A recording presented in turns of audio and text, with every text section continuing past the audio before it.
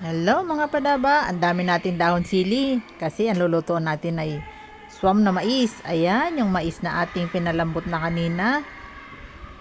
3 pirasong mais yan, ginayat ko, tapos pinalambot ko na.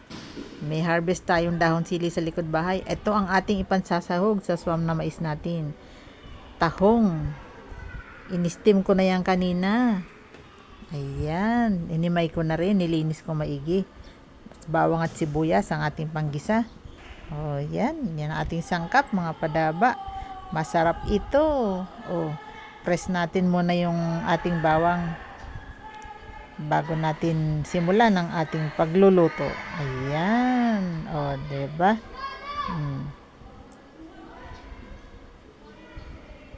Ito, gisa na tayo.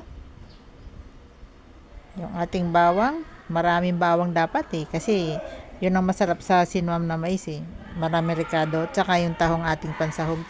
Naglagay tayo ng asin. Ayan. Oh, pisa-pisain para sumama sa oil yung lasa ng garlic. At maraming sibuyas din para masarap dahil medyo may sabaw-sabaw yung ating swam na mais Masarap higupin yung sabaw. Diba? Ayan o. Nilagay ko na yung tahong. Maglalagay ako ng paminta para lalong sumarap. At yung mais na pinakuluan natin. O, lagay na natin lahat. Ayan no, ganda ng kulay no. Ganda ng mais natin sweet corn. Ang tamis-tamis ng mais. Sarap. Yan no, diba? Ganda.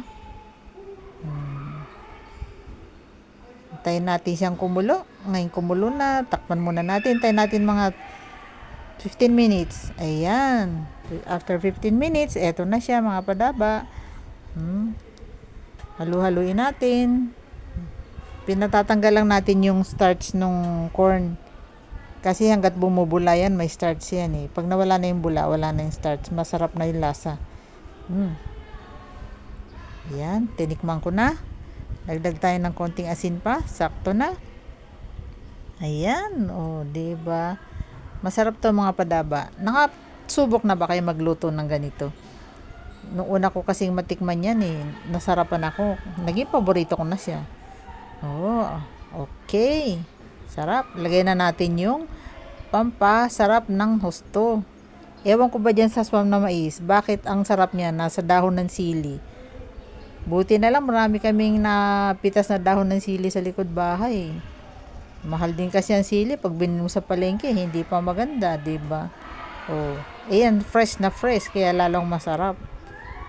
Match na match doon sa ating sahog na tahong. Ang sarap. 'Di ba? Ayan.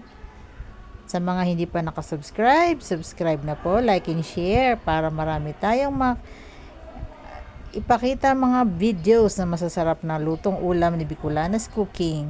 Tikman na natin. Unang subo. Tikman natin. Mais muna. Ay, ang sarap. Uy, ang sarap. Ang sarap talaga. Ayan. Kuha naman tayo ng tahong. Lagyan natin ng dahon sili. Tsaka konting kanin. Para sa inyo mga padaba. Naku talaga. Memorable. Pag natikman mo yan. Diba? Kayo mga padaba, anong paborito nyo? Bye-bye. Thank you for watching.